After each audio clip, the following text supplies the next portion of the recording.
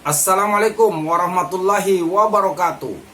Berjumpa lagi bersama pecinta bola sejati. Apa kabar sahabat pecinta bola sejati? Semoga hari ini kita selalu dalam keadaan sehat walafiat. Hari ini saya akan memberikan video Justin Hubner mendapat ancaman pembunuhan melalui DM Instagram.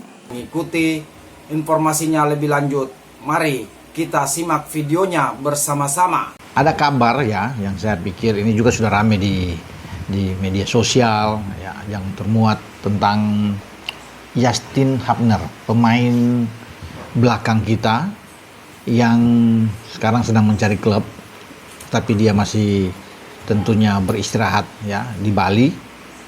Dan konon kabarnya bahwa dia seperti unggahan Justin Hubner ya di Instagram dia, bahwa ada teror ancaman pembunuhan terhadap dirinya ya oleh salah satu akun ya, dan Justin Hubner sebenarnya menanggapi dengan biasa-biasa saja, dengan santai tentang ancaman tersebut. Ketika ada seseorang yang mengirim pesan ke dia menanyakan, sementara yang lain lagi sibuk pemain-pemain lainnya untuk di klub masing-masing, Anda sedang apa ya. Jadi itu dikabarkan kepada Justin Hubner, bahkan mungkin ada selentingan bahwa dia diancam untuk pembunuhan. Tapi untung Justin Hubner tenang-tenang saja dengan teror ini, ancaman ini. Dia menganggap itu biasa, sehingga dia hanya balik untuk bisa seperti yang dia katakan, bahwa semoga Anda dalam keadaan baik-baik saja ya saudaraku. Jadi dia tidak menanggapi dengan lebih serius lagi. Namun saya pikir kalau ada ancaman demi ancaman seperti ini satu hal yang sebenarnya tidak bagus ya kepada seorang pemain, apapun itu ya.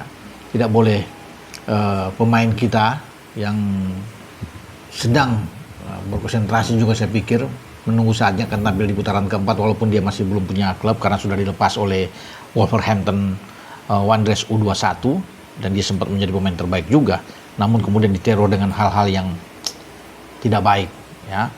Dan kalau ini bisa berlangsung terus ya, saya pikir wajar kalau Justin kemudian melaporkan ya, akun tersebut untuk diproses ya secara hukum, karena ini suatu ancaman yang memang ya, bisa membahayakan dirinya.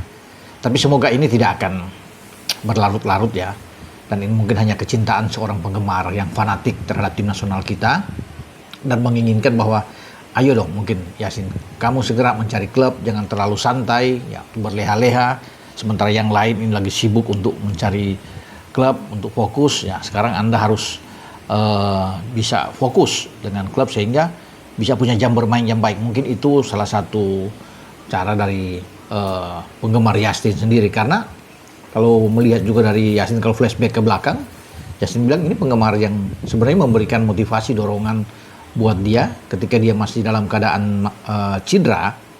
Ini akun ini yang mensupport dia, yang mengatakan bahwa cepat pulih, cepat sembuh ya. Ya, kami di belakang Anda untuk penggemar sepak bola ya, tim nasional, dan saya pikir itu hal-hal yang bagus. Makanya Justin bilang cepat sekali itu berubah ketika kemudian datang ancaman teror ke dirinya. Tapi sekali lagi semoga ini tidak akan berlanjut, dan bagus buat Justin dia menyikapi dengan tenang, kecuali sudah bertubi-tubi ya serangan datang buat dia, baru dia bisa mengambil langkah-langkah untuk proses hukum selanjutnya. Tapi kalau bisa melihat ya, memang sekarang banyak penggemar selalu bertanya tentang persiapan tim nasional Indonesia. Memang masih lama, masih di Oktober untuk putaran keempat pra Piala Dunia Zona Asia ini, karena kita nantinya sebelum ke Oktober akan ada dua FIFA Matchday pada bulan September, di antara tanggal 1 dan tanggal 9 September itu ya sudah dicari mungkin Kuwait dan Lebanon. Ya semoga ini tidak berubah ya jadwal ini dengan dua tim yang tersebut. Kenapa memilih dua tim itu? Karena disesuaikan dengan karakter permainan dari calon lawan kita, karena semua kan selain Indonesia semua dari Timur Tengah ya, Asia Barat. Ada Qatar, ada Arab Saudi, ada Uni Emirat Arab, dan juga ada Irak. Kalau Oman ya mungkin tidak akan bertemu dengan kita karena kita berada di sama ya di pot 3 ya. Kalau di pot 1 itu kan sudah pasti ada Qatar dan Arab Saudi, pot 2 ada Irak dan Uni Emirat Arab. Jadi kita lawan-lawan kita itu ya ada Qatar, ada Irak kemungkinan lawan kita, atau dengan Arab Saudi, Uni Emirat Arab. Ya itu mungkin saja tinggal tergantung menunggu undian tanggal 17 Juli yang akan datang di Kuala Lumpur. Ya, AFC akan mengundi siapa lawan kita untuk nantinya di putaran keempat. Tapi kembali ke posisi Justin, ya semoga Justin juga sekarang sudah memikirkan langkah-langkah dia ke depan untuk bermain di mana setelah selepas dari Wolf. Ya, mungkin dia sekarang lagi libur, lagi bersantai, tapi ini sudah mendekati Agustus. Sayang kalau Agustus itu dia tidak dapat klub, ya mungkin dia tidak akan bermain. Dan ini menjadi pertanyaan besar, walaupun dia memang pemain inti ya, pemain bagus, bermain di belakang. Jika dia dalam keadaan baik, ya pasti akan bermain dengan 3 back. Yassin Hapner akan mendampingi Kapten Jai Isyes dan Rizky Ridho. Karena itu yang menjadi kekuatan kita selama ini, apalagi melawan Bahrain dan Cina terakhir kan kita bisa menang, termasuk lawan Arab, dan dia bermain dengan oke di GBK. Nah ya kita meninggalkan soal cerita tentang Justin ini, tapi kemudian ada pemain belakang kita yang lainnya. Jordi Amat yang sudah terpinggirkan di timnas karena dia sudah menjadi pemain cadangan, tidak masuk di line up utama. Jordi sudah dipastikan akan bermain di Liga 1 bersama dengan tim Macan Kemayoran, Persija Jakarta. Artinya ini menurut saya ya menjadi pelabuhan terakhir mungkin bagi Jordi dengan usia dia 33. Kalau dia dikontrak sekarang dengan durasi 2 tahun akan jadi 35, dia akan pensiun. Tidak mungkin dia akan berkarir lagi lebih jauh. Dia mungkin saja Persija akan menjadi pelabuhan terakhir dia untuk berkarir ya, dan karena dia pikir memang dia usia dia sudah lanjut, persaingan di tim nasional juga serasa bahwa tidak mungkin lagi, apalagi kalau PSSI mendatangkan lagi misalnya Pascal Struijk, itu akan lebih sulit bagi dia karena di sana juga kan ada Mes Hilgers juga di posisi belakang ya. Dan ini membuat Jordi memilih ya, dia tidak kembali ke Spain atau ke Spanyol setelah mengakhiri masa tugas dia sebagai pemain di GDT, di Johor Darul Taksim, di Liga Super Malaysia. Sekarang Jordi bermain untuk Persija Jakarta di Liga 1. Ya.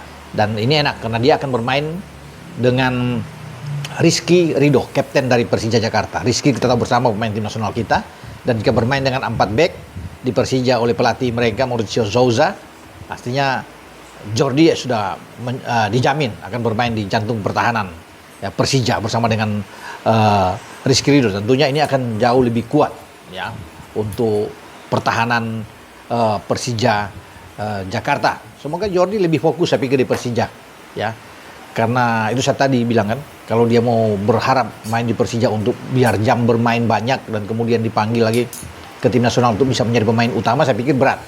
Kalau untuk hanya sekedar dipanggil untuk menjadi cadangan mungkin masih bisa. Tetapi itu persaingan itu sangat kuat. Untuk bisa masuk lagi menggantikan Jai Isyes sulit. Apalagi dengan persaingan dengan Rizky Ridho kan yang bagus di tim nasional, ada Yassin Hapner juga di sana. Sehingga kalau dia fokus bersama dengan Persija, semoga Persija bisa kembali ya dalam persaingan di Liga 1 untuk bisa menjadi juara. Di Liga 1 itu kan menjadi harapan bersama dari The Jackmania untuk Persija Jakarta. Ada pemain-pemain lainnya yang juga sudah diincar untuk bisa bermain ya, termasuk sebelumnya ya, kita tahu dengan Rafael Struijk yang akan diincar, tapi kita belum tahu karena kita pikir Bali United juga sudah pasang kuda-kuda untuk bisa mengambil Rafael Struijk. Tapi yang pasti mereka sudah mendapatkan pemain timnas kita, Jordi Amat. Ya, selamat datang Jordi di ibu kota ya. Semoga Anda baik-baik saja dan bisa memperlihatkan performa yang bagus bersama dengan Persija untuk mengarungi Liga 1. Oke, dengan saya Bung Ropan berbicara. Ciao.